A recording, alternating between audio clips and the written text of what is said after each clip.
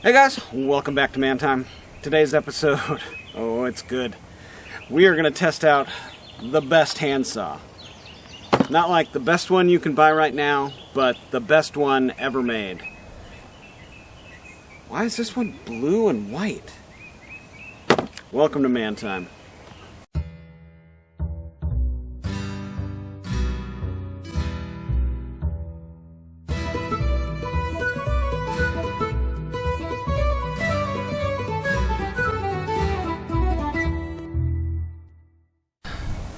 So have you guys ever wondered, like, what is the best handsaw? Like, you're looking around and you're going through and reviewing, like, handsaws to buy and this and that. Well, I was on the Stihl, Husqvarna, and Echo websites looking at their, like, top dog, $600-ish handsaws, and looking through the reviews and scouring them and looking for the ones and the twos and the threes. Not the fives. We don't care about the fives, right? Those guys are sold. Who cares?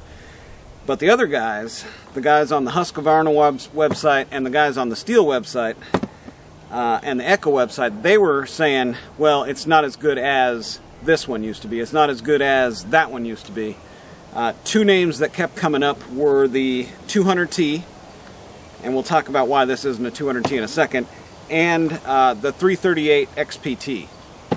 A lot of guys on the Husqvarna website were saying the 338 XPT was the best that Husqvarna has ever made, and a lot of guys on the Stihl website were saying the 200T was the best that Stihl had ever made, and due to EPA reasons or whatever, they just aren't as good anymore. So I went and found a 200T and I went and found a 338 XPT. Now you saw on the XPT, I actually went in there, I got the saw for about $150, then I spent another $150 on the new piston cylinder and installed that on here. Found a bar for it using a chain that I had to splice in. Got the Husqvarna one with this one. So let's talk about the 200T and why this isn't an actual 200T. The 200Ts, for a junked out one on eBay, you're looking $700-ish, like $1,000 for one that runs. Just something that's ragged out and bad. So this one here, I've gone through the whole thing, made sure that it's tip-top. Actually got a Stihl carb on there, and it seems to be performing as well as a 200T from what I've seen. And then the 338 XPT, there isn't like a whole lot of information, people using it, videos on it, anything like that. They're both older saws. They're both, I think, started in the 90s and into the 2000s. But both of them are discontinued, not available for sale, new, but regarded as like the best handsaw that both of these two major brands could make, right? So I'm going to do a head-to-head competition with them. We're going to cut through some softwood, some hardwood that's probably much bigger than they're supposed to be cutting through. We're going to talk about the specs on them. Yeah, let's get into it. Alright, so specs on them. They both have a 40 millimeter piston. Now, this one has a longer stroke. So this one is a 40 cc saw. This one is going to be a 35 point something cc saw. So this one should, in all reality, have more power. We'll see. This one here is going to be built more like a pro saw, where it's got, you know, the case is two halves and it encompasses the lower bottom end, and then the jug sits on top, where if you were going to do some, you know, upgrades or fixing on this one, it's going to be easier, I think, than this one. I haven't dug all the way into this one like that to like put a new jug and piston in it, because it's still fairly new. I've got, you know, 5 or 6 tanks on this one. It runs really good though, and really reliably so far from what I can tell, other than the breakdowns that I had. And if you want to check that out, I've got a video. It's not going to be up here because I don't know how to do that, but if you want to subscribe and go back on my channel, you can find it. Man's review of the 200T. And then the 338, I did take this one all the way apart. The piston was scored, the jug was scored, and this one is going to be like the cover under here is the bottom end, and then the cylinder bolts to that, and it's got bearings that make the seal with the bottom end and the top end. I don't like it as much, but I mean, 40 cc, what are you going to do? I don't know. Alright, so anyways, let's start off. That's most of the specs that I know about. Other than that, it's a hand saw. They're little saws with one handle, or a top handle saw, a climber saw. Nope, we don't know that here. I should probably talk about that. I'm not a traditional arborist or a tree climber in a sense that that's where I'm using these. I use these on the ground when I'm going through the brush in the forest here in Texas when it's 100 degrees and I'm not going to carry something that's you know, a bigger saw. I want something that's lightweight, something that can handle small brush, something that I can grab onto a piece of brush with and go through the forest with. A lot of vines here in Texas, a lot of small trees and shrubs and bushes and you know, everything. So this is what I carry with me when it's really hot down here in Texas. Let's see how easily they start, and then we'll cut some wood with them. Alright, so full choke on this one. There's no decomp on this one or anything. This one has kind of an automated decomp. So 4 pulls off a choke.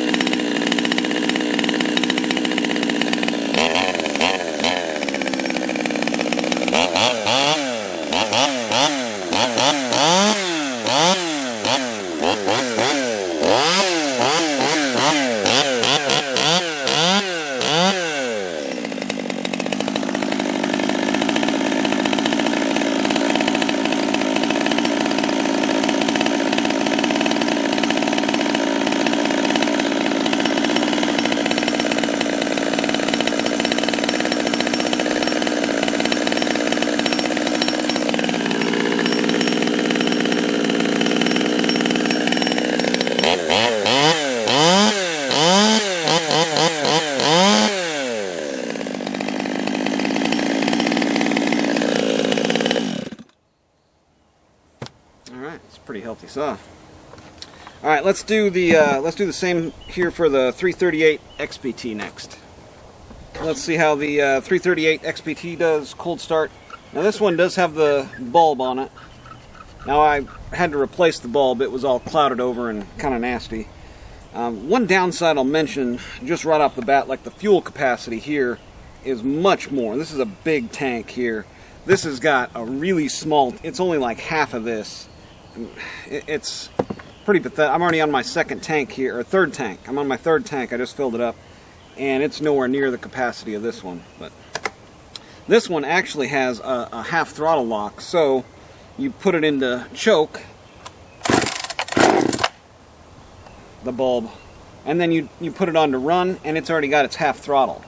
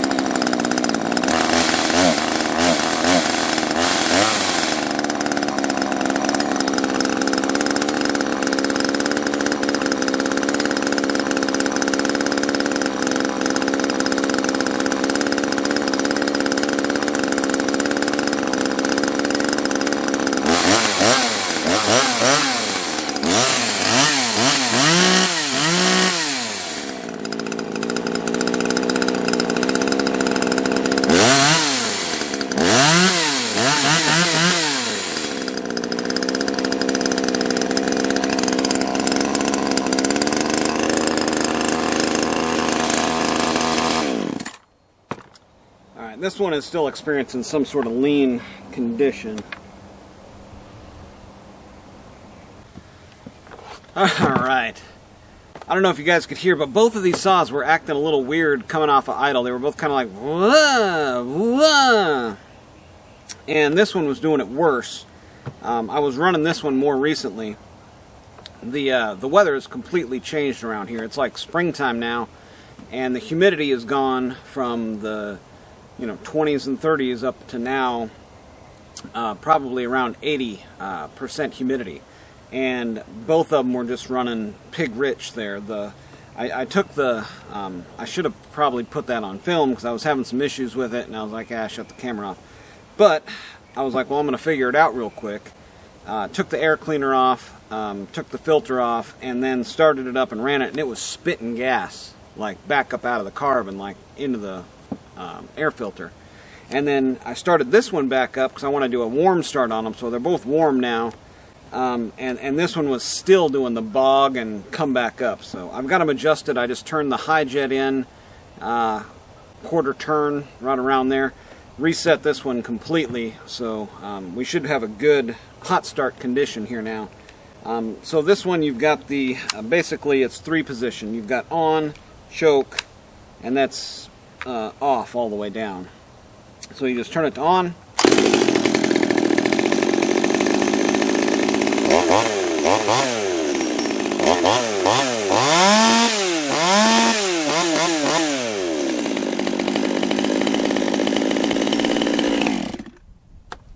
Excellent running saw.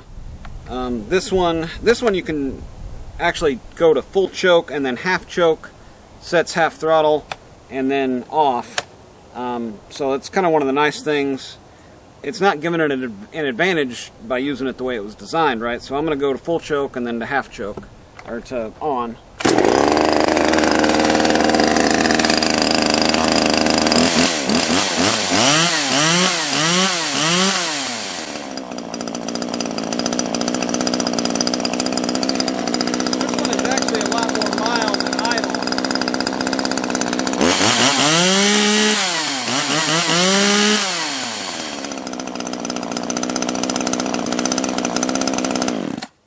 Alright, so let's talk about some of the differences real quick there. This one I've actually removed the screen from to try to give it a little bit more.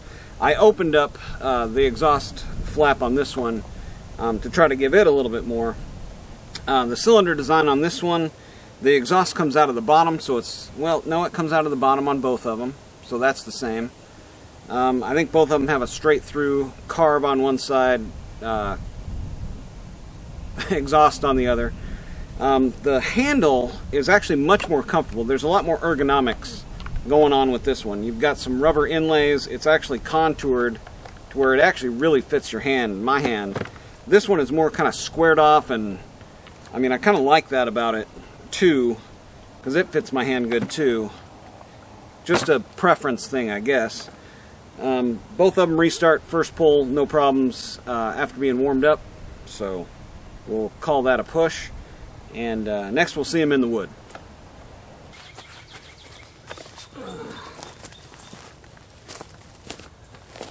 Alright guys, we're at the wood pile. We're going to go head to head here. Both saws first through some about 6 to 8 inch pine. Both saws are warm. See which one starts.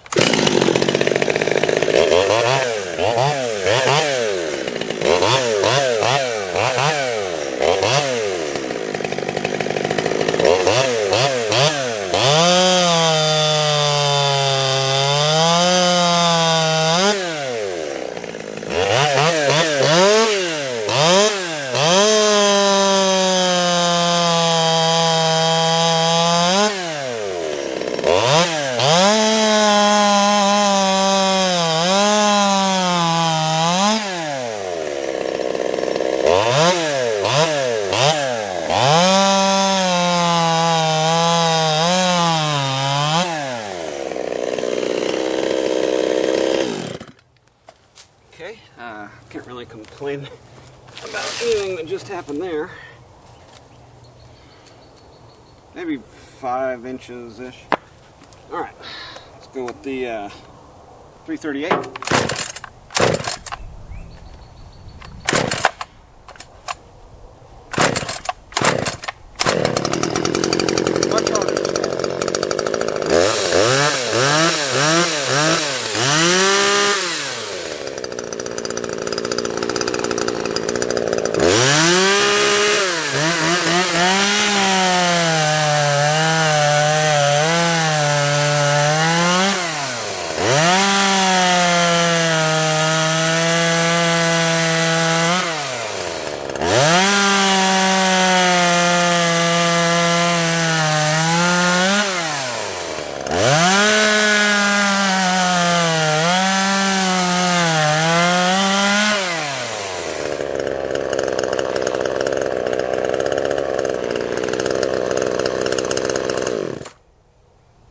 Felt like that was pretty equal. The 200T, the G111, it sounds like a lot meaner, but let's hit some bigger wood. All right, this is gonna separate the men from the boys here. Let's start off with the Husky this time.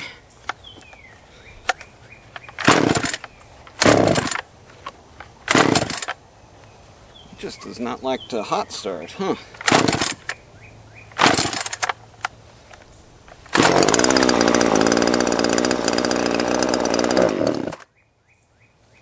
Did I run out of gas again? Holy smokes. This is going to be embarrassing. Thought I just filled this up. Well, good on gas.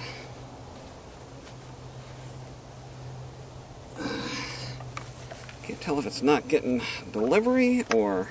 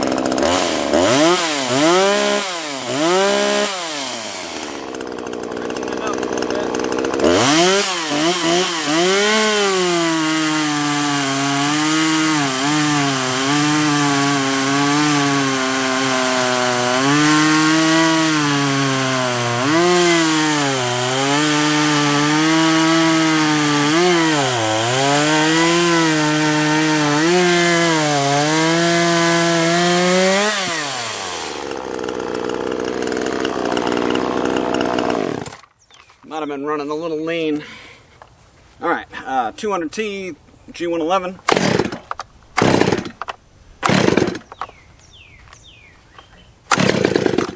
Both of them really not wanting to start.